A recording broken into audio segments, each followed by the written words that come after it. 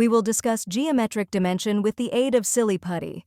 We start with a zero-dimension object, which is just a point. It has no height, width, or length, so no dimension.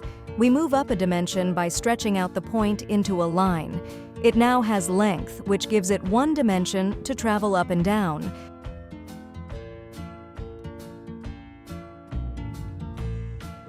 We can then stretch it out into two dimensions by pulling it up vertically, like this. We get a two-dimensional square, or almost a square.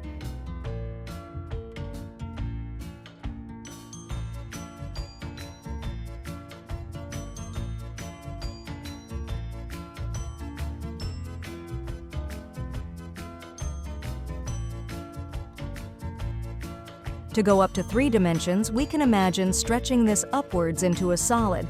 Perhaps an easier way, though, is to take a bunch of squares and just stack them up, one on top of the other.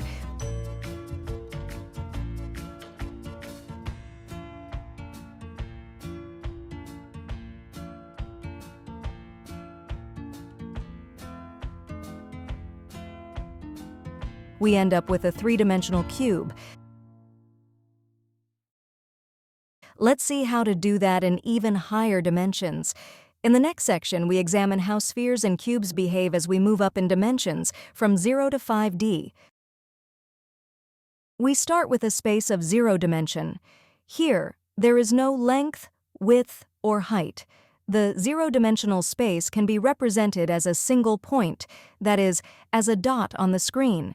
The points in the unit ball are just those points a distance 1 or less away from the center. Since there is only a single point here, the unit ball includes this point and nothing else. We can say in 0 dimensions, the unit ball covers 100% of the space. Next, we go to a 1-dimensional space. Take the point and stretch it out into a line. This gives the 1 dimension of length, represented on the screen as a horizontal interval.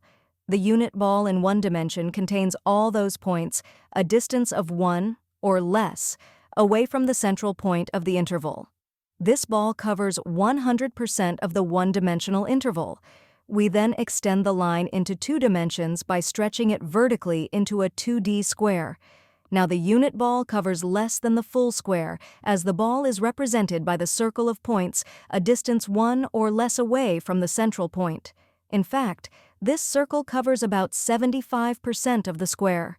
For 3 dimensions, we extend the square into a cube by stretching it out into a 3rd dimension, giving it thickness, like this.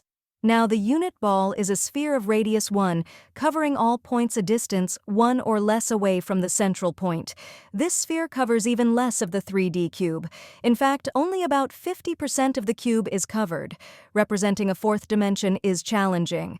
What we can do is take the 3D cube and stretch it out horizontally into a chain of 3D slices of the 4D cube.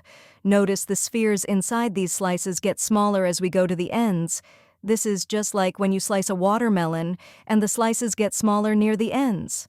Again, look at all that red space.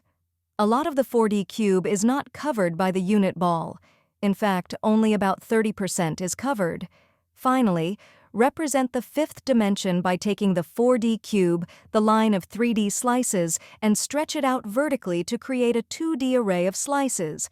Notice again as you go towards the edges, the size of the 3D spheres in each slice gets smaller. Wow, look at all that empty space around the corners of the array. Here, the unit ball in 5 dimensions covers very little of the 5D cube, only about 15%.